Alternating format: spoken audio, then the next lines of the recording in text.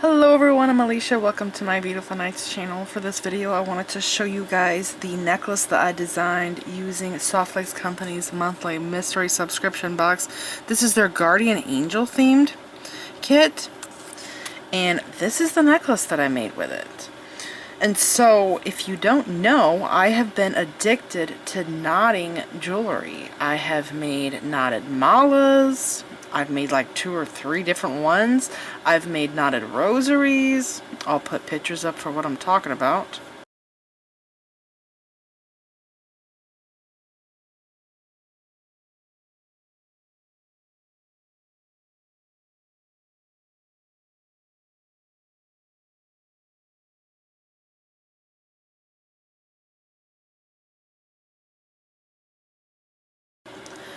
I have also just played around with knotting, and I've done a necklace.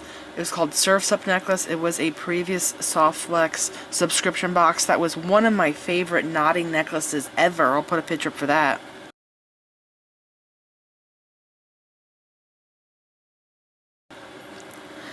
And before I did that one, there was a Softflex box that I got that was called something glitz, all that glitters, something like that.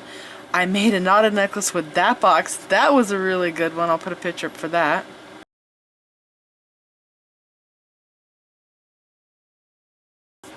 Every time I make a necklace, I do notes. I write down on a piece of paper the necklace I'm working on, the theme, whatever subscription box, whatever I'm doing, and I'll write down how much string material I'm using, how long the strung beads are. Actually, that's the part I keep forgetting to write down.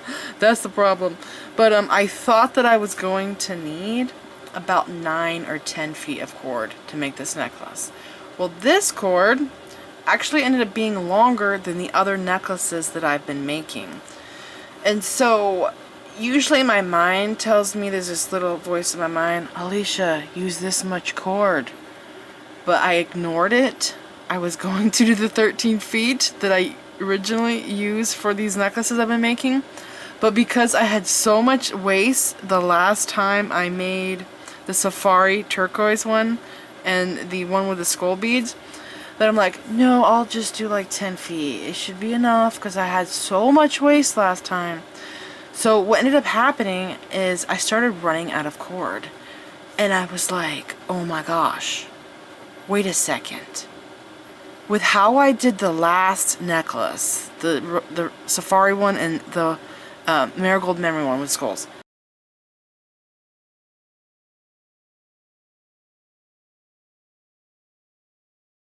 if I can cut the cord, you have to go watch that video, okay? If you want to get involved in this knotting addiction that I have, you gotta watch it, because I have now found out, after doing this so many times, how to add cord to your design. So I'll have to do another video in the future about this, but you gotta watch that video. Like I said, the safari necklace and the skull bead necklace. I don't remember what I called it, but you gotta go watch that one. I figured out so much about knotting that it was pretty epic. And so, let me see. I started on this side here, knotting. I left my 2 6-inch tails. If you go watch that necklace, what I ended up doing is I cut 10 feet of cord. I folded the cord in half. I used a leadered needle, just like I did in that video where I take a beading thread like this. I cut like a foot of it. I fold it in half. Like I said, I had 10 feet of this cord here. I bring 2 ends together. Here, this is a better example. So pretend this is 10 feet long. I put my 2 ends together, right? Like this. I tie an overhand knot 6 inches up the 2 cords, okay? You need those 6 inches to do the fancy bits down here, okay? And so I start doing my overhand knots and adding my beads like I do in my previous video tutorials, okay? And I'm going along. I'm adding my beads. And by the way, there were some sections in this necklace that I ran into that I haven't had before. So every time I make a knotted necklace like this, I learn more. So right here I started on this side. And if you look here, I have these rhinestone rondelles, and they have such huge holes that I realized I can't tie a knot under this bead. It's not even going to be visible. So I just put these 3 beads together, and then I tied a knot after those 3 beads. So there's no knot within those 3 beads. And I did it again, and I kept going, and then I got to here and I realized the same thing. This little spooky looking snowflake bead is so big holed that I can't put a knot in there. It's going to hide the knot. So I did these 5 beads without a knot in between, and it looks good. It's cool. I kept going with my pattern, right? Going along, knotting. And then I got to right here where you see these 2 cords. And I'm like, wow, that's a lot of beads. I have all of these beads that I need to knot. And my cord, I can't even show it, was like this much longer. Remember, it was a loop, okay? Because that's how I do the knotting. Double corded, folded in half. And I'm like, you know what? I am not going to have enough cord. I wonder if I try that technique where I cut one of the cords and then I open the loop, add in a second cord. So I went to my spool and I did that. I added in a second cord. I made it the same length as the one I just cut, and it gave me enough cord to finish the necklace. I was so happy because I thought, I do not want to cut this up. I don't want to waste all of this cording. I already have a lot of time put into the design. And oh my gosh, I was so excited. I was able to add more cord. So I left this here to show you where I ran out of cord and where I had to add cord. So this is not staying here. I just have to cut this off and melt the cord. So I leave just a little bit of a tail right there, like that. Okay, actually maybe I want a little bit shorter because I have 2 of them. And I just melt this down into my little knot. And you only know that this is here because I showed you it. Yeah, it can actually be a little bit smaller, so I'm kind of holding it funny. Okay. There we go. It is now gone. Okay, so I have this area down here, and I use the Pewter Green Girl Studios heart charm.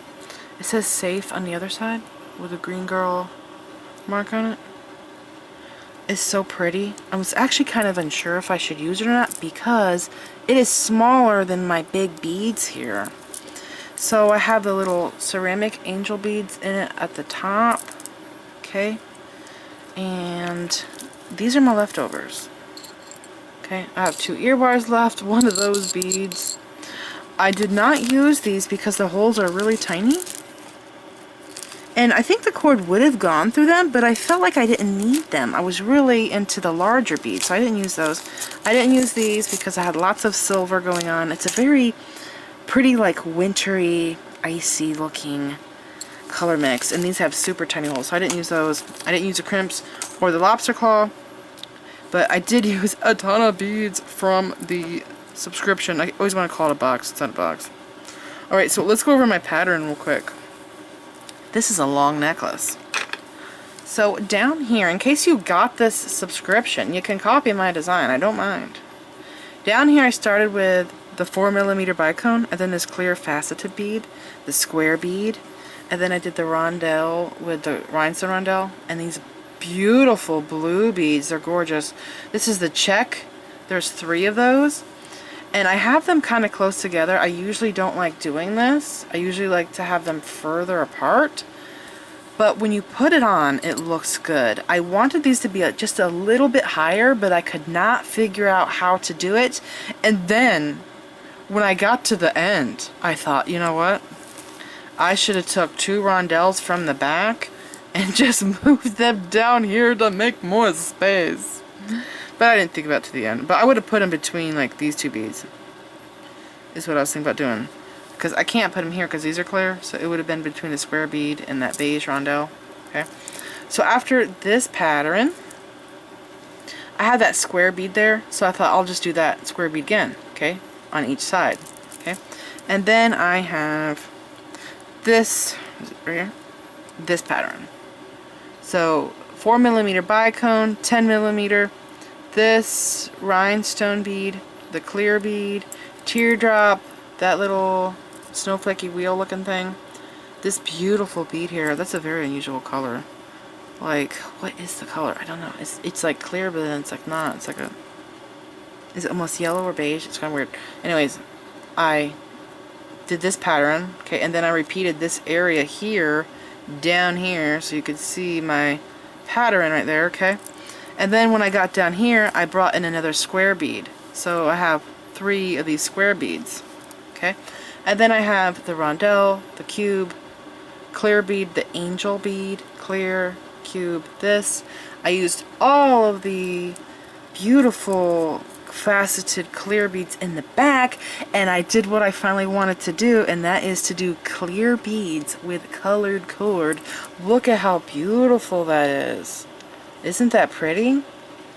I've wanted to do that for a long time, and you can see the cord through the beads down here. But yeah, that's my pattern, okay? And then when I got down here, I had a rhinestone rondelle and this little snowflakey bead. Oh, and by the way, I had 4 cords. I had 2 cords in each side, so I tied all 4 together in one big knot. And then I realized that I'm not going to be able to put 4 cords through this bead. I can do 3, but not 4, but 3 doesn't make sense. So I cut the cords and I burned them. Can you see that little burn mark? Right there. It's hard to see. You can't really see it in the necklace. You have to look for it. So how I finished it down here, where was it at? How I finished it down here is the same thing I just did here, okay? Now I have these 2 cords left, and I have to ask you guys, what should I do with them? Do I cut them off and burn them, or do I put beads on them? I'm kind of thinking about cutting them off and burning them.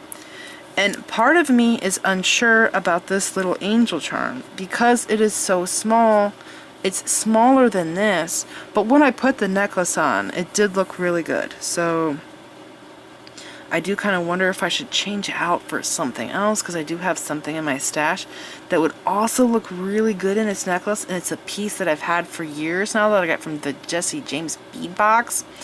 But if you get this Guardian Angel Soft Flex kit, you can make the same design. So I stayed with the beads in the box. The only thing I used from my stash to make this necklace is the 0.8mm flat wax polyester cord, and I've done a lot of videos about it. It comes in all different colors. I get gigantic spools of it. Here's a spool up here. It's enormous. It's in a plastic baggie. I keep the dust off of it and animal hair. But they're giant spools, okay? So this is it. I don't think I forgot anything. At least I hope I didn't forget anything. Let me know what you think. Are you obsessed with the knotting too? And if you would like to see how to add more cord in case you run out, let me know and I will definitely do a video on it. And this is it. Thank you so much for watching. Please like this video, leave me a comment, subscribe if you want to see more of my videos, and make sure you click the bell button so that you get notified whenever I upload new videos, and follow me on my social media sites. I'm on Instagram, Pinterest, and X. Thanks for watching.